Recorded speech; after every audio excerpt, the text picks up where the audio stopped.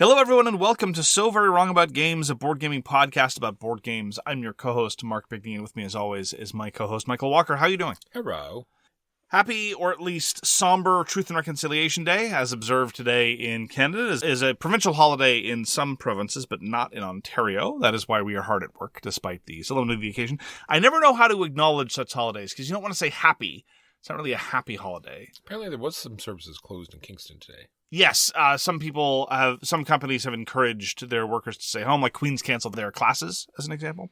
At any rate, this is a board gaming podcast about board games. We're going to talk about board games this week. We're going to talk about the as yet unnamed retrospective intro segment, the AYURIS. We're going to talk about the games we played last week, the news, and why it doesn't matter. And then our topic, which is games for mixed company. This is games good for hobbyist gamers and non-hobbyist gamers. I'd like to think of it as the new generation of gateway games. So, Walker, what did we review last year? Exactly. It was an early October evening, Mark, when we sat and talked about Ankh, Gods of Egypt, by Eric Lang. Yeah, we made it the game of the year that year. We did. I regret it not a bit. You still have your giant copy? Well, it's gotten more giant. I acquired the massive Laser Ox all-in crate on the basis that I am willing to have one heavy monolith that will throw your back out rather than have to transport around multiple boxes. And the plastic that they used holds detail very, very well and holds straight things like spears and staves very, very well. But as a consequence, the plastic is a little bit more fragile, and I didn't want it to start snapping on a regular basis. As a consequence of having the Laser Ox organizer, two things have changed in my life. Number one, I had hand pain for weeks. And number two, everyone now gets to either stare in befuddlement or just abandon me as I desperately try to get everything back in the box in the right order. Sort of like the mystery box from Egypt. It's like the puzzle. Yeah, it's like deciphering your tomb. If you put it in the wrong way, then mummies will start coming. It's this whole thing. Yeah, exactly. Which is all to say that I remain a massive fan of Ankh, Gods of Egypt. There are, of course, articles aplenty about how strategy X is overpowered or God Y is underpowered. And I acknowledge the legitimacy of some of those observations, but quite frankly, I don't really care because... Or the merge is not so great. Well, the merge has been consistently controversial. Yes. I remain a merge booster. I think it's at least interesting. I think it's just different, right? Yeah. Yeah. And as far as Eric Lang's catalog goes, I think it and Cthulhu Death May Die are my two favorites. And I think they really stand out in terms of occupying well-trod ground, some of that ground having been established, indeed, by Eric Lang previously in like Chaos in the Old World, but nonetheless elevating it and taking it in new directions. And so I've played Ankh a bunch of times since reviewing it. It's never going to leave my collection. I'm glad it was Game of the Year. I stand by it. Marvelous game. That is Ankh, Gods of Egypt by Eric Lang and Cool Mini or Not. And that was your AYURIS, your as yet unnamed retrospective intro segment. Walker, we're not going to talk about the games we played last week. What'd you play last week? Mark, we played My Island. This is Reiner Knizia's newest legacy-type tile placement game, except it uses the best of Gons, the hexagon. And this is put out by KOSMOS, and it's sort of a flip and write in a way. You flip a card, and there's a card for every tile. Everyone has the same set of tiles. Well, same shapes. Yeah, same shapes. Same sort of designation of spaces. Yeah, without going into spoilers, the tiles do change over the course of the game. And so you're placing the tiles on your map with a bunch of restrictions, and you're trying to get the best score. Do you have to place them with restriction, Walker, or can you just go rogue and do whatever you want? Apparently, if you're me and you're tired, you just do whatever you want. Yeah. Walker was just... And still lose. He, stuck them to his forehead, he put a couple in his pocket, he put some on the wall. It was very entertaining. So, I had complained. You had commented last time we talked about My Island that things were not being introduced at a sufficient rate, and that you felt that things were getting a little stale and perhaps a little too repetitive for your taste. What do you think now? Pretty much. I was looking for something more. I don't know what it is, like a different type of building or something, but like we talked about after, it has opened up.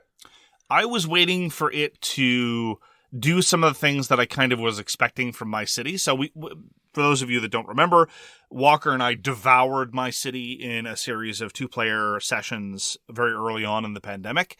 And so as a consequence, I had a vague notion of the contours of some of the things that were going to be developed. And effectively, what I was waiting for was for, without getting into details, my island to develop a set of placement restrictions and placement incentives such that I was constantly being pulled in a lot of different directions, and I was engaged in trade-offs rather than a pure spatial puzzle. Because at the start of your campaign of my island, pretty much it is more or less a pure spatial puzzle in comparison to how it evolves. And the spatial puzzle aspects get de-incentivized, and suddenly you're like, well, I could use this to cover this spot better. Alternatively, I could try to build towards this other thing, which might be worth more points, but is a little bit risky. It depends on what's going to be pulled in what order, etc., etc. As it develops more towards the latter contours, I am enjoying my island more and more, and I really think, therefore, in the last couple of games, it really opened up because 2 new scoring conditions came out, one of which introduced a slight element of player interaction. Not a huge deal, very, very minor, but better than nothing. Yeah, especially in this type of game. Precisely. And I kind of had the sense that some of these things were going to happen. One of my favorite rules and one of my favorite segments in my city, for example, I think the way that it works, the logic about spoilers is the same for games as it is for movies. If it's been a year or two, you can talk about things. I think so. Well, okay. Without getting into too much detail, there's something that get introduced relatively early on in my city, whereby the first to connect 2 points on the map gets a Benny. And it's not the most natural way to place pieces. So again, you're being pulled in different directions. Do I go towards this? It's a risk. Can I get there before other people can? Or do I maximize these other scoring conditions? And as the scoring criteria mount, and we're still not talking about a great deal of complexity, my island becomes more of the kind of game that I like, which is to say it is manifesting itself in the same way that my city did, and I am having a great time, and I'm very much looking forward to the next chapter. So I'm sorry it's not developing in the way you quite want it to. And maybe it will. Maybe it'll be some fancy, because there eventually got some fancy buildings in my city, so maybe we'll get some fancy tiles. So that's the specific thing you're holding out for. You want the tiles to become different. Exactly. I'm just I'm happy enough that they're being implicated in different scoring conditions. That is enough for me. And of course, the interesting thing about the way my city developed, and I assume my island will work the same way, is sometimes scoring conditions evolve. Sometimes they get removed altogether. Because for those of you that might fear that, like in a traditional campaign environment, it's just about lording on details where, for example, late in a campaign of Gloomhaven or even something like Kingdom Death Monster especially, the amount of paperwork necessary to just follow what's going on starts to become very cumbersome. But in my city, it never got past a certain threshold, and I imagine that my island will work the same way. At any rate, probably more to follow, because despite Walker's lack of enthusiasm, I think he is now signed up for the full ride. So, that's true. Unless and until other people start displaying a degree of indifference, he's stuck. And that is My Island by Reiner Knizia. Walker showed me 3 Ring Circus. This is by Remo, Conzadori, and Fabio Lopiano, published by Devir Games. And very much like some of Devir's other publications, it is in a delightfully small box, in that it is much smaller than many other games of its weight would indicate. And 3 Ring Circus is somewhat of a departure, as I questioned Walker in previous weeks, from Fabio Lopiano's Other Earth. The action selection is not particularly interesting. What is replaced, what it does have, however, is a fascinating spin on tableau building, because roughly half the game is building your tableau, and then there's the question of moving around the map, leveraging that tableau in specific purposes, because you have to build your tableau to spec in some specific performances. So if you're in some kind of 2-bit town like Worcester, I used to work in Worcester, actually, they'll be happy with whatever you got. Any old juggler, elephant, or llama will do. But if you want to take that show to New York or Boston, you better have the specific thing they want. And I mean, very specific. Not even just a relative level of quality, but a specific kind of performance. They're very jaded in those big cities, Walker. I have to imagine that's what it is. They want the weightlifter that lifts the seal, not lifts the donkey. What about the seal that lifts the weightlifter? No. No good? Okay. And I appreciate the fact, and I actually commented about this about halfway through the game, I realized that many games would have just stopped at the tableau building and grafted on an unsatisfying scoring mechanism there. But there's area majority, and there's competition first 2. There's a trade-off between trying to get really, really good performances for points and trying to get early performances just for more resources so you can bootstrap a little bit. And on top of this, there's also this uncertain timing element, because based on the actions of the players involved, the major scoring thresholds for area majority will happen at irregular intervals. And altogether, what you have is, I think, a very, very good medium weight Euro game, and I was very pleased. It felt a little bit different from a lot of the other tableau building games that I've played, or the ones that have tableau building as kind of an afterthought or just a way to organize things. And I appreciated the way that you had to juggle all these timing considerations. I would much rather have a timing consideration based on the impulses of other players than I would have to just manage some sort of arbitrary hand limit or arbitrary stack limit or what have you. And I think that Three Ring Circus does a very good job of integrating those elements of the tableau and everything else, and on top of giving you a nice bit of freedom and constraint. Like, building your tableau, I think, is just the right level of difficult. Eventually it becomes trivial at some points, but then you have to start a new line. Anyway, there's a number of interesting things going on. I quite enjoyed Three Ring Circus. Yeah, I was really happy to get new players because I could see different strategies come out. Like, it was played almost completely differently than it was the first time. So, what happened the first time? Well, I mean, just the height of the podiums in our game, right? It was like, I quickly saw what was happening. I said, I will try to equal that. Never got to quite the height of your podium, but the fact that you're just hitting those cities for big points as opposed to in our game where we're almost always hitting them for more cards as opposed to points. Interesting, yeah. Well, there are three different kinds of performances you can do. There are the small cities, they'll take anything. There are the medium-sized cities, which you can use early on to bootstrap, or you can use for points, but generally speaking, you use them for points later on. And they care about an abstract representation of the quality of your overall act, which is built by certain kinds of cards. And then, as I said previously, there are the major cities that want a very specific set of criteria. And the very specific set of criteria just didn't manifest for me and Chip the Third effectively. We just didn't have those setups. So we were happily hitting those medium cities because we had maxed out the other criterion. Now, in fairness, this wasn't any sort of brilliant insight on my part. It's just because the endgame scoring card that I got told me to increase that track. And so I did. It's not really much of a track. It's not a very tracky track. It's just a sum of a certain kind of resource that you've accumulated. Anyway, I really enjoyed it. Fabio Lopiano has really been consistent over the course of the past few years, and I remain very impressed. I'm not familiar with any other work of his co-designer in this instance, Remo Conzadori, but I quite enjoyed Three Ring Circus. Yeah, because not only are you building your tableau, you're also destroying parts of it because you start the game with the movement on your tableau and certain levels of podium and money, and then you need to cover those to get other benefits, so you sort of have to time it out when you want to cover those, and hopefully you get other symbols to replace them. You started as a lean operation, just you and a trapeze artist.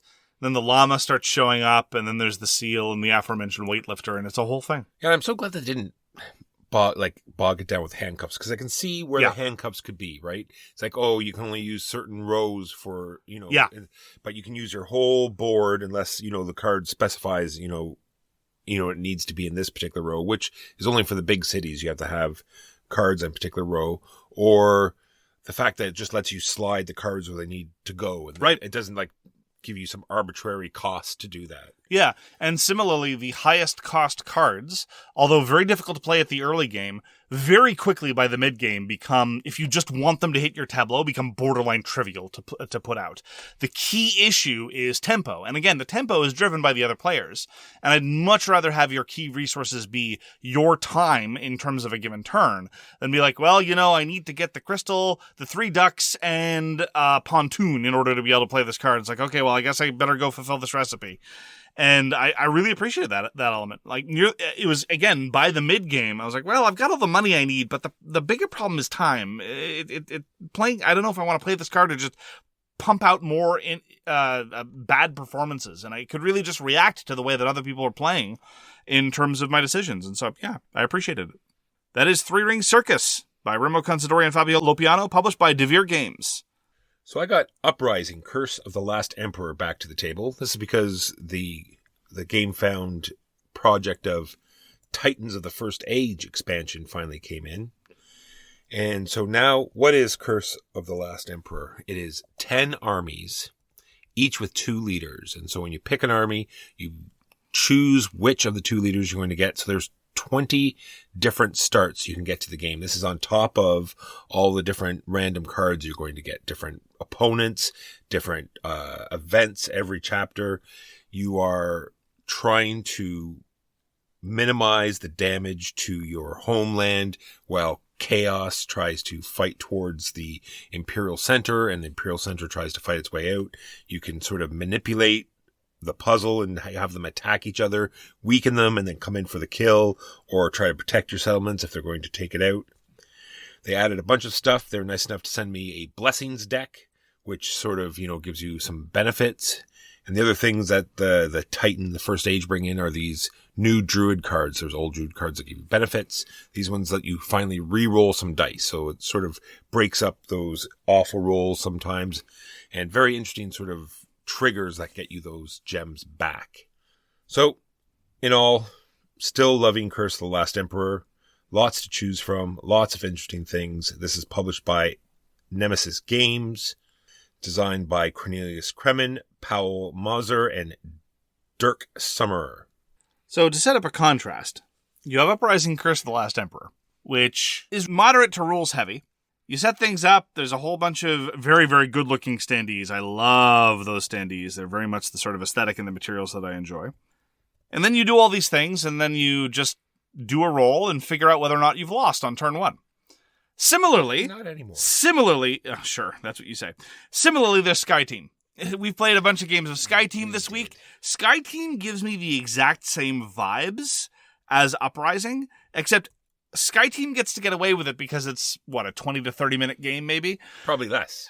Probably less, especially if you crash. Especially if you spin out and kill all your passengers, yes. So I'm not sure. Sky Team is strange. I'm not sure how much decision-making there is. You've had the same sort of how much communication, how much decision, because you're not allowed to talk once you've seen what the dice are. It's a two-player cooperative dice game about trying to land a plane. I do appreciate the fact that the intro scenario tries to have you land at Pierre-et-les-Trudeau, Montreal, airport in Montreal, which is kind of cool. It's by Le Scorpion Masqué, so that's probably why. And so, I'm vulnerable to a little bit of a hometown shout out, but so let me just focus on one of the things you have to do. So first of all, you get 4 dice every round, and 2 dice placements are obliged. So effectively, half of your dice are already spoken for.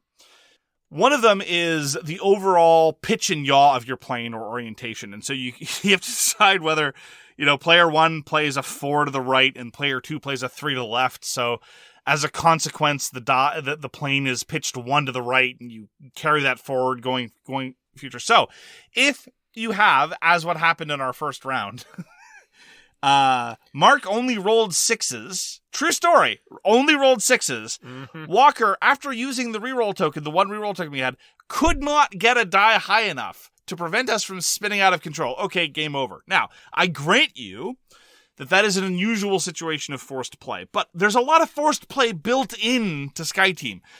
So we've been playing on Board Game Arena, and I'm perfectly willing to play it, and it's kind of engaging and enjoyable. I literally don't know how much there is there. I think I need to play it more to figure it out. Yeah, but the airports that you can add make it super awesome. So I've been playing with Sam a lot from the podcast Board Game Duel, and we've got to the advanced mission where there's mountains that come. So you have to. I thought you'd never won. Why are you going to the advanced missions? No, we won. No, we did. We won the basic one that we did, and then and then we did the second, the mid, and then we finished the hard today, and we succeeded. I thought I'd given you your first victory. Oh, I'm sorry. Now I'm disappointed. So there's I didn't say there's there's no little pictures of mountains, but you can do the axis of your plane every turn. You're playing 2 dice. Well, you're obliged to do the axis of your plane every turn. You are, but in the harder missions, where you're sliding the thing down, it'll actually tell you where the plane exactly has to be pitched. So oh my goodness! So you're actually sort of deking out mountains, and then you have to get it back to level. Thematically that's cool, but the problem, in the last round, you have to be exactly level. You do. And that seems awfully restrictive. Now there's also fuel. Okay. There's a gauge on the left-hand side that I believe starts at 20. And it'll go down by 6 every turn unless you place a die there. And okay. Then it'll only go down. I thought at first that you just had to waste a die there. No, Mark. No. So I just threw a 6 there. Well, it went down by 6 anyway, because it goes down by the value of the dice you put there. And you also have, I think it's called wind shear or something, that your plane will start at, I think it's +3 speed. I see. And then depending on how far off your axis is, it will start turning on this dial. Interesting, sure. So it'll go to like +2, +1, and then normal, and then start getting to the negatives, which is helpful.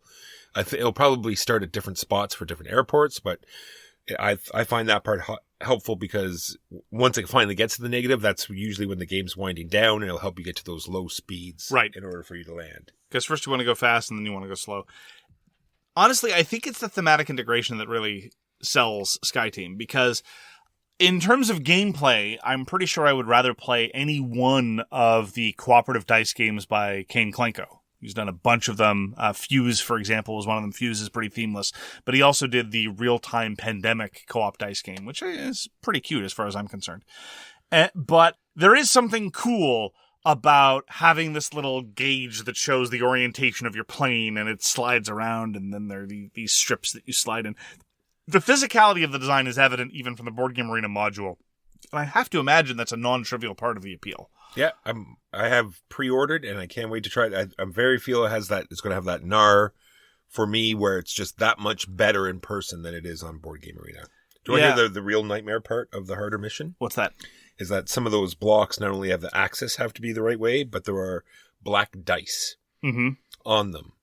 And if you don't get that down fast enough, you have to roll a black die for every block that's on there, and you add that many planes to the number that you rolled. Oh, fascinating. Yeah, super awesome. So you're like on this like crazy mission to go super fast at the beginning to try to get that drop down so you're not rolling those dice and adding more planes. Sure. Super fun. Yeah, I don't know. It seems so like where's the strategy and communication? You're clearly better at this game than I am. Because when you get with the harder missions, there are special cards that you'll get. You'll get 2 special cards, and one of them that you can pick is exchange dice. Okay. So there is sort of like a little hidden thing. It's like, oh, he's giving me a 4. Sure. That probably means he probably has 2 of them. So he gave me 1, so we're going to put them into the axis, and that will be good. Okay. So there's that kind of thing. Okay, so in the base game, is it your opinion that the horizon for, no pun intended, for decision-making is just lower? Or is it the case that there are these subtle nuances of communication and strategy that I'm missing? Yes. I'm not saying that there's no decision-making. No, I think there is. I think in person there'll be a lot more sort of hints, and you'll see, if you play some more, you'll see how it develops, because also the order that you put in the dice as well. Sure. It's like, oh... Could you give me a for instance? Yeah, well, like I say, if someone's thrown in a high number in engines, it's like, well, that's the only... As in, that's his highest die, so I know like I can play something else somewhere else, or some things like that. It's like when you see them play a die somewhere, you're like, why would he put that die there if that wasn't his, his highest die type thing? Okay. Well, as I say, I'm kind of curious. It's just, it seems like a fun toy. Yeah. I'm not saying it's going to be the greatest thing ever. Yeah. But I think it's going to be really fun to just every time you compare it to Gnar. I get nervous because Gnar, I think we can agree, is a much better design. Well, I mean, in zero gameplay. I understand. Reasons. I understand. And then you keep talking about how it's going to be better in person, and I just keep thinking that means you're just going to cheat flagrantly in person, because you do that in co-op games all the time. In games where there are communication restrictions, you cheat all the time. No, never. I never talk. I never give away anything. Let me give you a for instance. I could just imagine you, when playing SkyTeam, rolling the dice and being like, oh, the round we needed high numbers. And it's like, Walker, you can't say things like that. That's what I was doing. Oh, why'd you put that there? Why? All right, so I am curious to see more of what SkyTeam has to offer, and Walker clearly is already sold. So that is SkyTeam by Luc Remo, published by Le Scorpion Masqué this year. We also got to play Green Team Wins. And I disagree with that. Green Team doesn't always win, not morally. This is designed by Nathan. Whoa, that's a solid truth and reconciliation position here right now. And published by 25th Century Games. Just as a quick recap for those who have not heard of Green Team Wins, it is a game where you ask a bunch of questions, either like a this or that, or multiple choice, or fill in the blank. And in the very first round of the game, everyone is on orange team. Ooh. And then so everyone writes down... Nobody wants to be in that orange team, no. It just gives you that weird feel. It's gross. It's gross.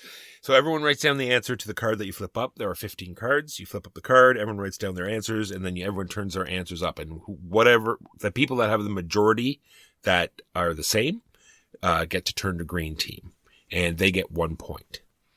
And then you do the same thing. And now if you have the majority again when you're on the green team, you will get 2 points. And if you're not in the majority, you drop back down to orange team. And just to be clear, the vibes that we're sending off with respect to green and orange team are very much in the rules.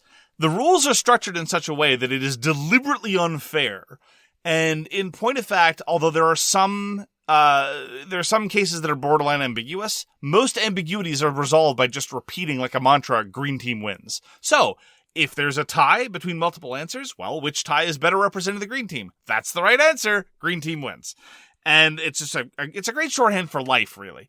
Now, some of the questions are very interesting, and they provide very, very, very strong reactions.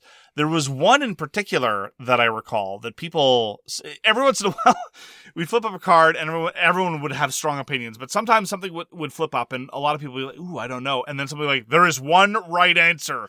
Write it down with confidence. And this was definitely the case. You were the one who felt very strongly about the oatmeal, as I recall. Yes. Yes. So one of them was, what is the best fruit to have on oatmeal? And it was blueberries, bananas, and strawberries. And you very firmly felt that there was a right answer, and I cannot remember what it was. But bananas. Bananas, okay.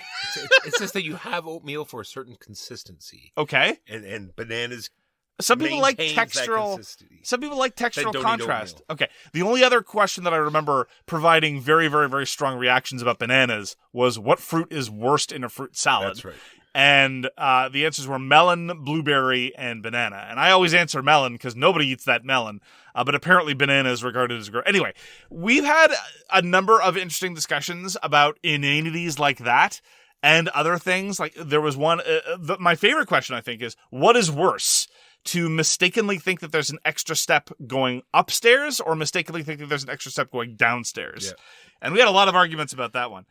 I really like a lot of the questions. Now, some of them, the promos, the ones that are explicitly board game themed. This time wasn't that bad. This time was good. Yes. Because it was retail or Kickstarter. And especially recently after our pledge of indifference and going over shipping costs. It's crowdfunding, just to be clear. Oh, you're right. Sorry. Crowdfunding. Yeah. It was agnostic as to the crowdfunding platform. Quite right. But a lot of them, they're very, well, that question, very inside baseball. Yeah. Not appropriate for people who don't buy a lot of games. And I feel bad about us not discussing it after, because I feel we all picked retail for different reasons. And Good point. I wish we had talked about what our reasons for that answer were. Well, I think that goes to show there was no shortage of possible interesting discussions of this section of Green Team Wins. Huge fan. The table talk alone, both the specific discussions and the just the rank appeals to popularity and influence are very fun. That was Green Team Wins. Just a reminder, the retail version that you're going to get at big box stores taps out at 6 players. But the 25th Century Game version goes up to 12. Yeah, the cool version that Green Team people have. The one that has more Green Team energy as opposed to the other version of Green Team Win, which has a little bit of that Orange Team energy. It does. That is Green Team Wins by Nathan Thornton at 25th Century Games, and that is the better edition to get. You get to play another game of Fairies and Magical Creatures. This is by Glenn Drever at Forbidden Games. After a successful crowdfunding and a pretty quick turnaround being published this year. Walker, what'd you think of Fairies and Magical Creatures? Thought it was very interesting, Mark. I want to say this. I would like to design a game that you don't actually quite get to do deck building. You don't actually quite get to Tetris build on your map, and we're going to end it before anything cool happens and print. What cool thing might have happened later if the game lasted longer? No. The game, nothing. Okay. The game the way it is now, nothing, right? Because it's made to be very quick and not last long and not give you a chance to do any of that I don't think the duration is at fault, though. It's not significantly shorter than Raccoon Tycoon, for example. Same designer, same publisher. The issue isn't that it ends before anything interesting happens. The issue is that nothing interesting happens. That's what I'm saying. You could have doubled the length of Fairies and Magical Creatures. Still wouldn't have done much. You would have cycled through your deck of uninteresting cards a couple more times. This is what I mean. There's not interesting cards to build a deck with. Yeah. And there's not enough time to build up your map. I was very optimistic. And indeed, structurally, I still quite like the way card play works in Fairies and Magical Creatures. It operates under a relatively standard deck-building premise, except in order to draw cards, you have to take an action. In order to buy cards, you have to take an action. In order to play cards, you have to take an action. So effectively, they're boosters on top of the fundamental action selection and the way the rest of the game works. Sadly, none of it is interesting. That fundamental structure applied to a more interesting game might have promise.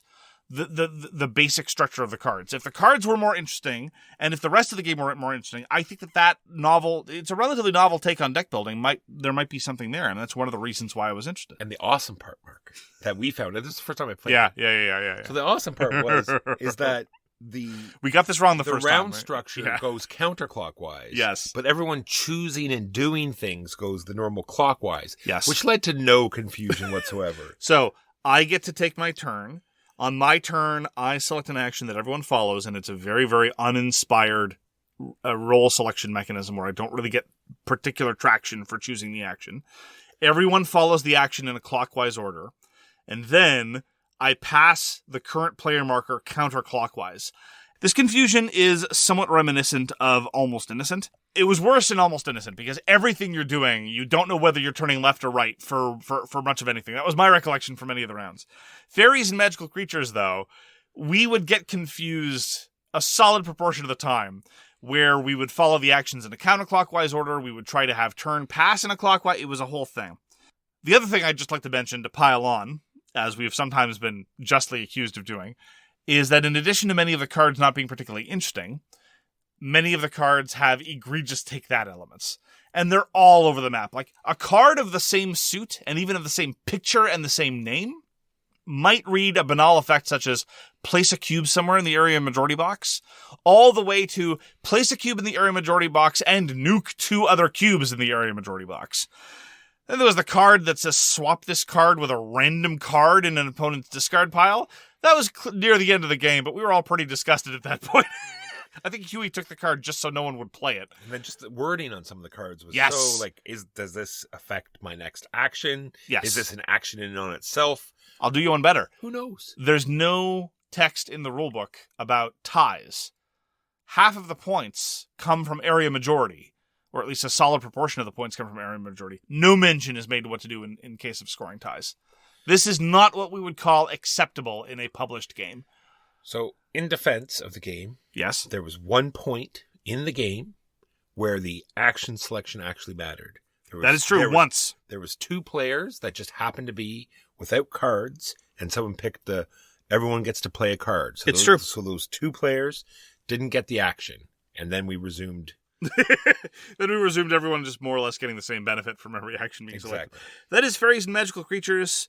On the one hand, I'm very disappointed, especially given Glenn Drover's recent output. But on the other hand, Glenn Drover has been hit or miss for large segments of his publication. The map part is fantastic. I really like the map part. You're building this garden, and you want all the Tetris pieces to be touching the path, and the Tetris pieces just simply get flipped over to be the path. So when you choose them, you flip on whatever side you want, path or garden. I don't know about fantastic. I mean, it's okay. I was enjoying it. Okay, good. Yeah, I mean, look, a lot of the elements show promise. Yes. And I think that with another couple of whacks upside the head with the engagement stick, there might be something in Fairies and Magical Creatures that really works. But fundamentally, it all ends up being this bland, forgettable experience where mostly, number one, there's confusion over the turn order, and number two, every once in a while, a card hits the table, and everyone's like, "Ooh, that doesn't sound nice." Yeah, with a new deck and some more tiles. Yeah. That might be all it needed. I would want the action selection mechanism to be zhuzhed up a little bit, but I don't know offhand how that might be done. Yeah. That is Fairies and Magical Creatures by Glenn Drover, published by Forbidden Games. We got one of our favorite games back to the table. It is called Aquatica. This is a game where you have deck building and and stuff where the cards are actually useful and cool. And we in the past have called this kind of mechanism hand building. It's the same thing that you do in Concordia, the same thing you do in Lewis and Clark, whereby your entire deck is in your hand. You play a card, it does what it says it does, and then there's a card that gives all your cards back. So it's not quite deck building, it's not quite hand management, so we call it sometimes hand building. Just so.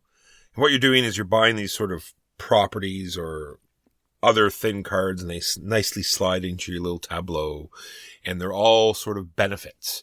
And, this card will give you more attack power. This one will let you buy cards better. This will let you score other cards, because once you slide them all the way up, you have to start scoring them, because you only have slots for 5 of them.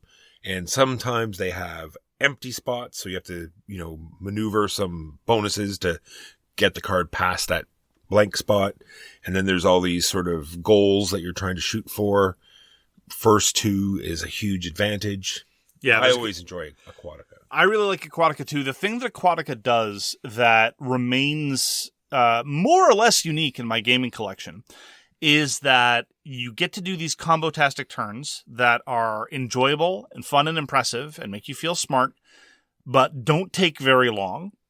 And on top of that, you end up in a situation where executing those combos, there's a goal unto itself in executing the combos. It's not just that you're cashing in a resource, it's that you need to cash in those resources in order to score the underlying thing to begin with. And so there's this double incentive to get yourself in a position to use these benefits as efficiently as possible. But at the same time, you don't want to burn out. You don't want to be left with no benefits near the end game, as I did, where I stalled considerably because I'm like, hey, I executed all the combos. I don't have any combo benefits left. Okay, I'm as weak as I was in the first turn. That's not good.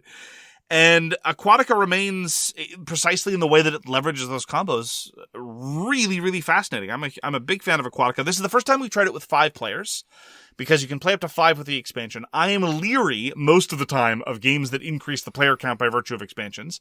So it was a bit of an experiment. I think it worked okay. Yeah, now that you said that, yeah.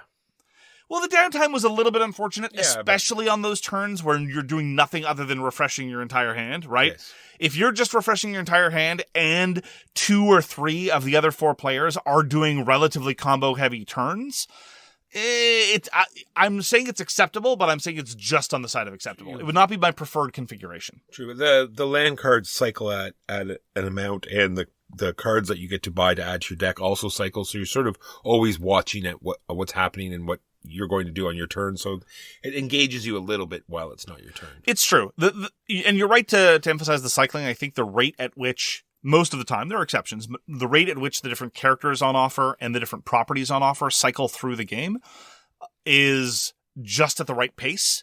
It is not the kind of thing where after your turn you figure, well, everything's going to be different later, so I might as well not care. But at the same token, you can't be certain that it's going to be waiting for you later on. So it's got a reasonably good balance in that sense. So that is Aquatica, specifically with the Cold Waters expansion. This was designed by Ivan Tuzovsky, published by Arcane Wonders. And those are the games we played this week. And now for a brief break while we pay some bills. This week's episode is brought to you by HelloFresh, America's #1 meal kit. With HelloFresh, skip trips to the grocery store and count on HelloFresh to make cooking easy, fun, and affordable. Board games demand and deserve your attention. All of it. HelloFresh handles all the meal planning and shopping to deliver everything you need to cook up a tasty meal right at home. They do the hard part, and you get to take the credit. If I've learned anything from Vital Lacerda, it's that when it comes to options, more is more. That's why HelloFresh's menu includes 40 recipes and over 100 add-on items to choose from every week. And with HelloFresh, it's great at helping me with portion control. It's exactly the servings you need in every box. I loved the chicken burrito bowl with pico de gallo and cilantro rice. It was full of flavor and fresh tomatoes, and the seasoning was foolproof and delicious. Go to HelloFresh.com/50SoWrongGames and use code 50SoWrongGames for 50% off, plus 15% off for the next 2 months. That's HelloFresh.com/50SoWrongGames and use code 50SoWrongGames. And we're back. And now on to the news and why it doesn't matter. Game trays, we usually sort of scoff. Well, when you say it that way, it sounds reasonable. But the official pronunciation, I think, is game trays. They're putting out a table, Mark. They're putting out a tables. And I think it looks adorable. I agree. So it's basically like a folding table for gamers. Yeah. I know lots of gamers who have the sort of, everyone's seen those folding tables, the white plastic with black metal legs that folds in half. I've seen those all over the place, and it's kind of like a niche in the market that I'm surprised hasn't been filled here before. But the moment I saw the designs, I'm like, oh, that's kind of clever. Yeah, it's a deluxeified folding table, so we'll have a... Why you gotta use that word? Like game trays and deluxeified in the same... Why are you doing this to me? You know I have trigger words. So the table is thick enough that it has a well, and in the corners there's drink holders, and then that's it. No speakers, no LED lights, RGB lighting, yeah. No, robotic self, folding or, no. Yeah. Get your friends to buy it, and you get 15%. You can get reasonable accessories, like they do sell. They're selling a line of customized neoprene mats that are designed to fit inside the well. At that point, the portability of the table becomes less ideal, but it still folds up, and you can roll up the neoprene topper. So there you go. I'll have to look at it again, because if it closes, you can put all your neoprene mats inside. Oh. Right? You see what I'm saying? Oh, sure, and then sure. the legs possible. will be on the outside. So yeah, I think that might be the way it goes. Anyway, game trays table. So Renegade Games has been reprinting some older out-of-print games that they want to remain in the market, and they're moving on to some new Hasbro properties that have fallen out of print. One of them is the perennial favorite Troops on a Map game, Nexus Ops. I can't remember if you're a Nexus Ops fan. I am. I don't know if it needs 3 editions, but here we go. You're right. It's weird. I wanted to like Nexus Ops. It never really did it for me, but that's fine. I recognize the appeal, and lots of people really like it. They're also going to be reprinting Vegas Showdown, which is a very good auction and action game in the classic realm of Princes of Florence, but not quite. Risk 2020, which I understand in your misspent youth you spent a lot of time with. I still have it. Yeah. And I'm wondering if they're going to listen to, there's a huge community. Sure. For Risk 2210. Yeah.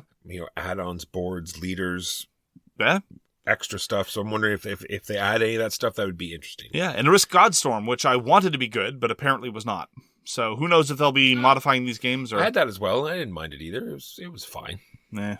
At any rate. Yes, lastly for me, we asked for it. David Thompson delivers Undaunted 2200 Callisto. Sci-Fi Undaunted. Okay. On the one hand, we did ask for it. We did. On the other hand, I seem to remember the last earnest plea that I delivered to David Thompson and Trevor Benjamin was for them to slow down. We did say that.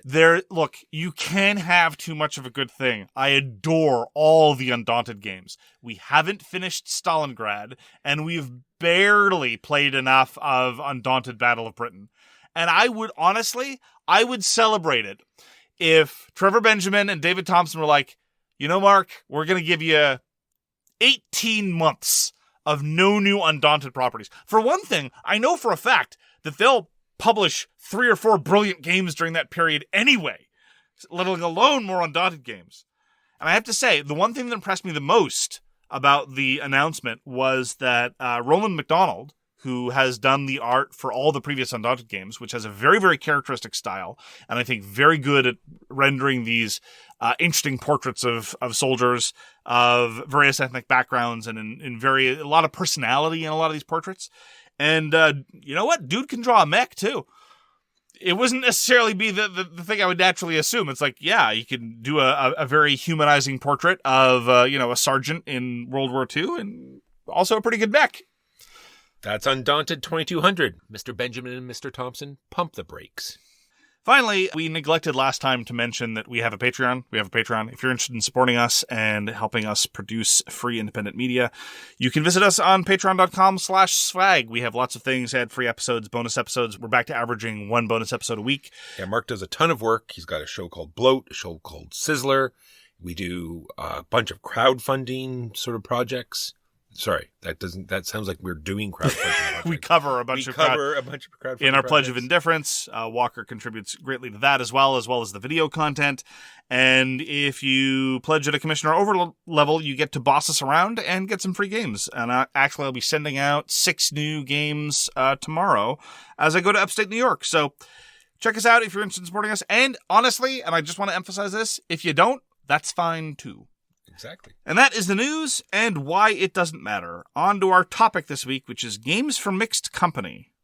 Walker, What are the kinds of criteria that you identify for this? What we mean by this, just to specify, and this was something that we flagged when talking about Archaeo Society, the kind of game that works really, really well for both the hobbyist gamer, the deep, hardcore hobby gamer, and the non-hobbyist gamer. I don't say non-gamer because if they're playing a game, they're a gamer. Yeah, this sort of reflects back to the Patreon as well, because this came up in the Discord where people are talking about intro games and as well as the guild. Yeah. And so I think it's mostly about if you're trying to introduce a non-gamer someone's shown some interest. I hope it's this way. You haven't bushwhacked this person. Oh, by the way, we're playing a game tonight.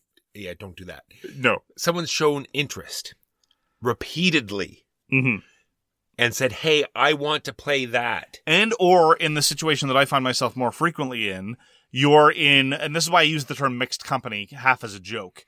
You're at a public or semi-public event and you don't know some of the people that you're sitting down with. And you either get the sense because they volunteered or because of specific things they've said about their past experiences that they may not be as deep into the hobby as you are. So what would be the best games that we would suggest in these certain circumstances? And I realized that upon reflecting on this category, because this is, again, something we flagged in the context of Archaeo Society, one of the great things about it is that it is so good for these purposes, is that I think a lot of the old standards for quote-unquote gateway games don't necessarily fit this purpose as well, because sometimes for good reason, sometimes for bad reason, I think a lot of experienced hobbyist gamers will turn their nose up at such games. And not that I necessarily want to validate that dismissive attitude, but I think that there are games that don't feel like / are not regarded as gateway games, but have that same utility. So perhaps you could think of it as stealth gateway games or something of that nature. Because there are some games that I think are as approachable in terms of rules load and in terms of structure, and I want to flag some of those structural elements that I think contribute to games of this ilk, that nonetheless can really excite and interest hobbyist gamers in a way that some of the traditionally mentioned gateway games don't. And I think the funnel has opened right up, because maybe, 10 years ago, 5 years ago, it was more of like computer gamers or role players coming to play board games. Now everyone's coming to play board games. So we have some people that have no experience whatsoever with these type of things. Sure. That's a good point.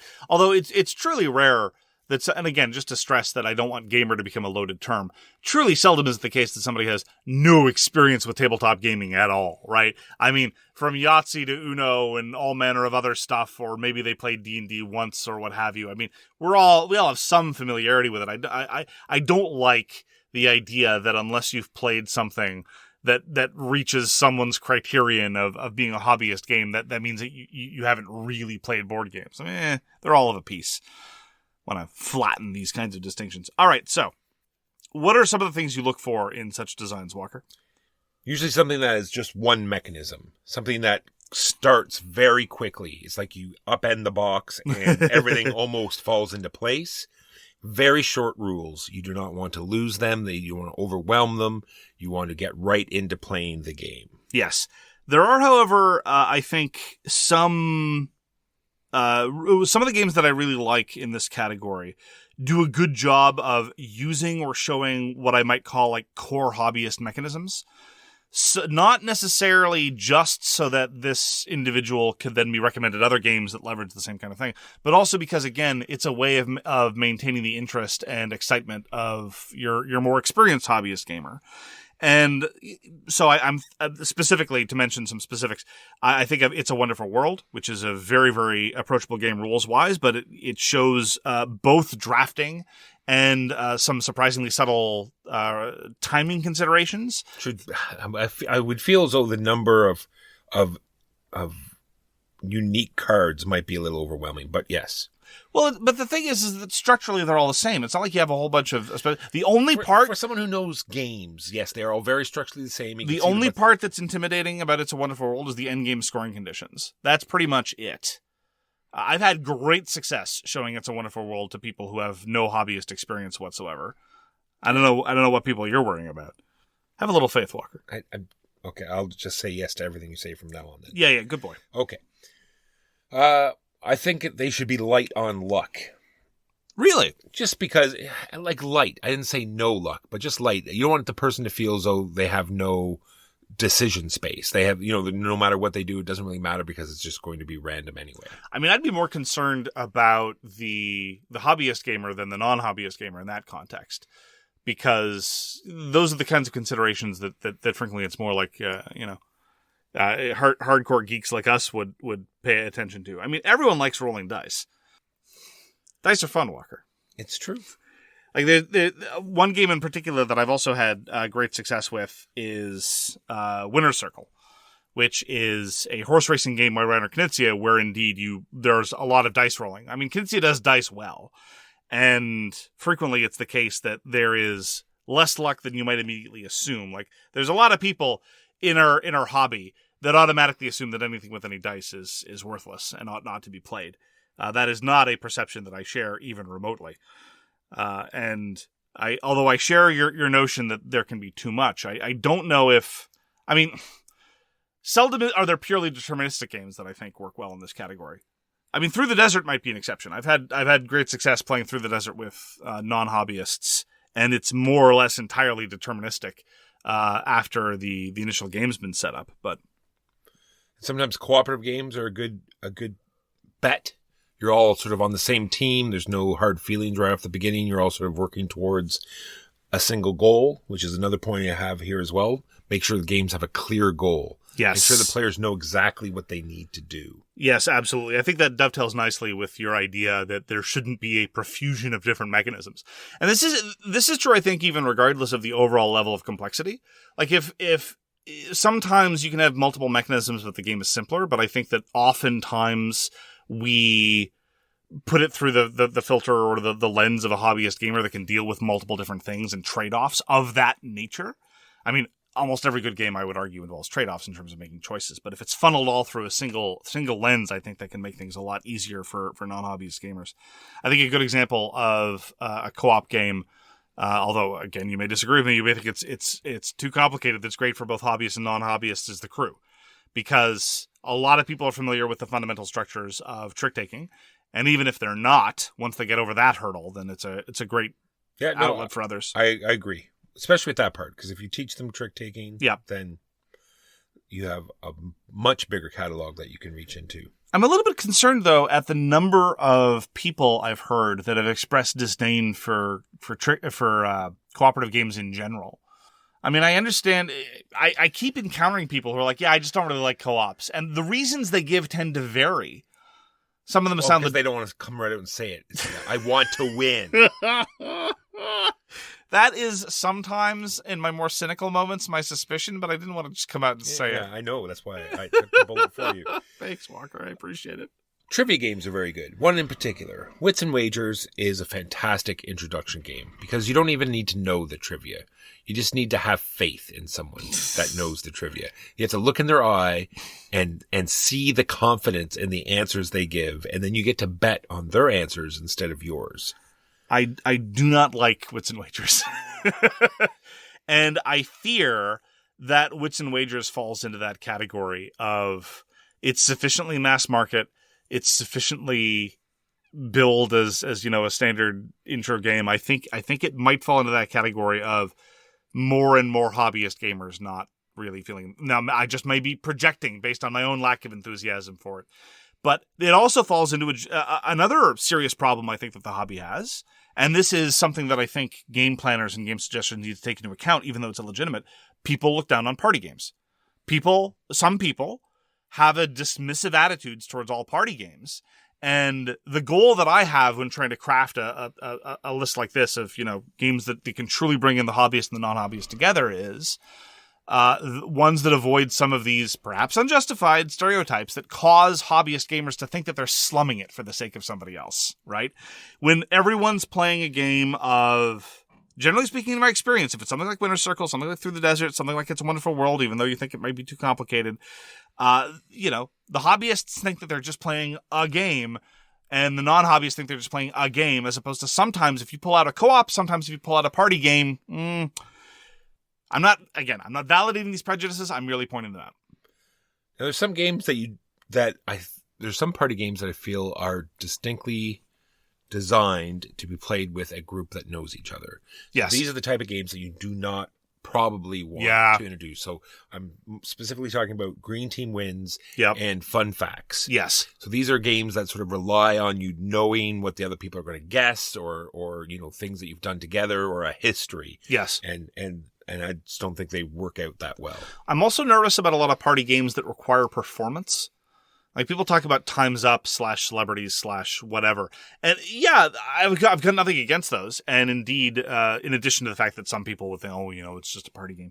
But I'm always nervous about, to people that I don't know, suggesting a game where there's lots of performance involved. Yeah, I haven't seen a game of Happy Salmon, but I've heard about Happy Salmon. Happy Salmon. Yeah, it is a party game with lots of performance, as you say. Okay. I've never read the rule. I just like sort of heard people talking about it. There's like clapping and I think getting up and running. Anyway, yes, much performance in Happy Salmon. By the same token, much as I love them, I don't recommend social deduction games to mixed company anymore, as a general rule, especially since the dominant one locally is Secret Hitler, sadly.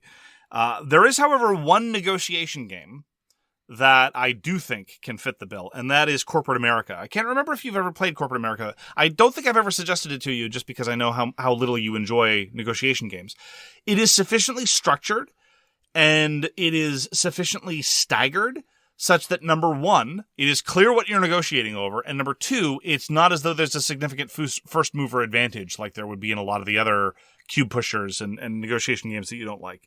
On top of that, it's just brilliant satire. I was rereading rules the other day, and I had forgotten the fact that in case of a tie, what in an election, what you do is you throw it to the Supreme Court. And the Supreme Court, in the rule book, it specifies as anyone not playing the game. Nice. It says that children make excellent Supreme Court, and I think that's absolutely true. And I would suggest Corporate America to a mixed group. In Canada. In the U.S., no. Oh, yeah, that would probably be a mistake. Yes. Yeah.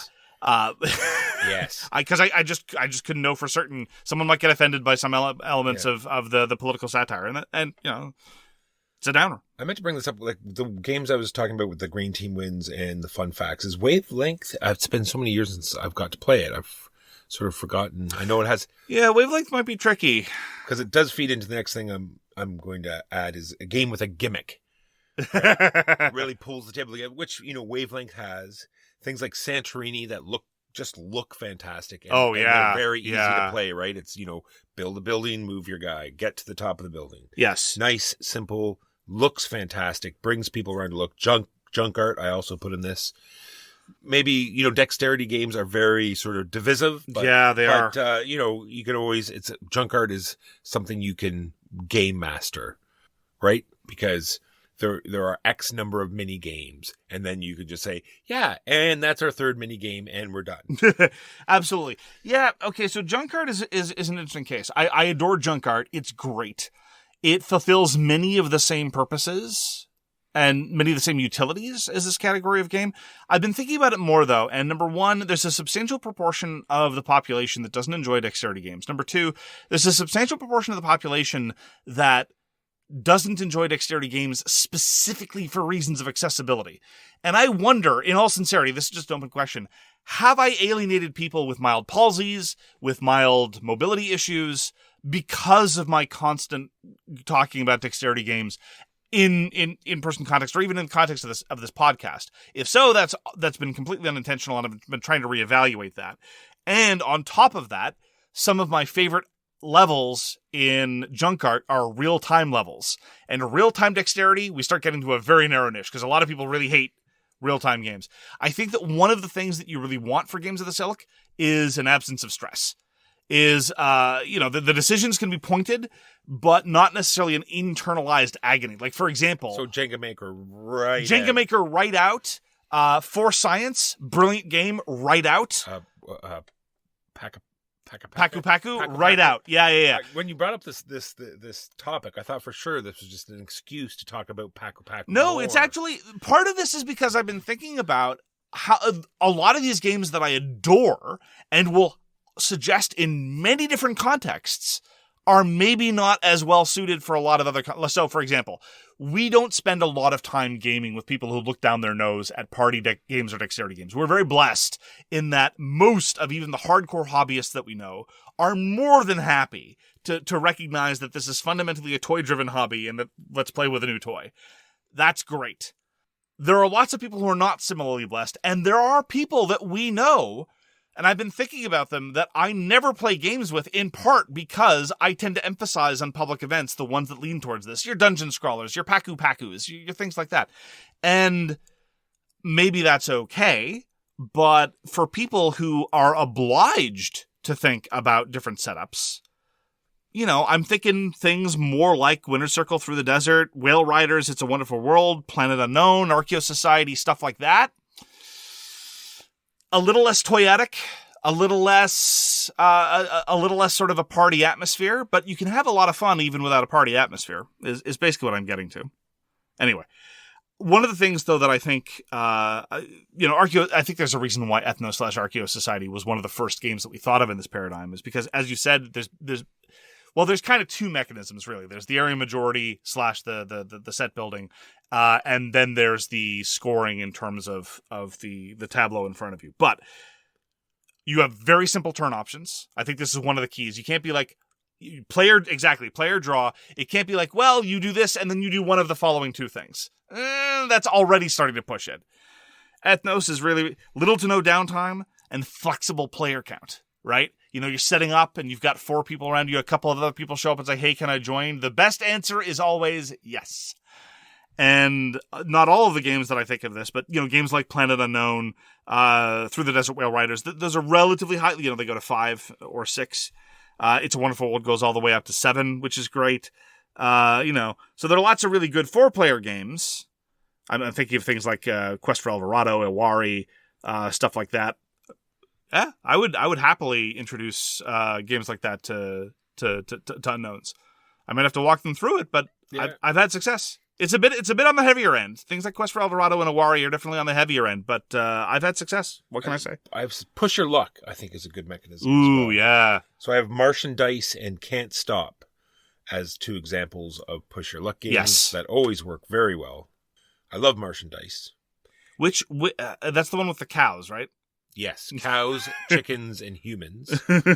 You have Martians and tanks. So you roll the dice, and you have to have as many tanks as there are Martians, and then it's like sort of set collections. You need to have, you collect your chickens, and then you don't have to get them in a certain order, but you have to have chickens, cows, and then you stop and you score. It's very good. And this is not a criticism of either Can't Stop or Martian Dice, but these do not run afoul of your not too much luck criterion. No, because they don't last long enough. Okay. Fair enough. And then roll and writes. Some of them are pretty straightforward enough that, you're picking a dice, you're filling your little pad. Yeah, it's weird, though. I feel the longer you talk about different scoring conditions, the quicker you might lose people. But some roll and writes, maybe. I have a question for you, though. Are there games with direct conflict that you think might work in this category? I do. I have some right here that are left here. Survive.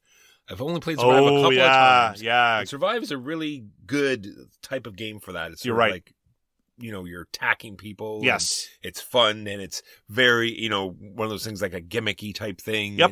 And it's got lots of visual appeal. It's got a tactile appeal. And it's very Knives Out, but it nonetheless manages to be somehow non-threatening, which I think is a very good combination.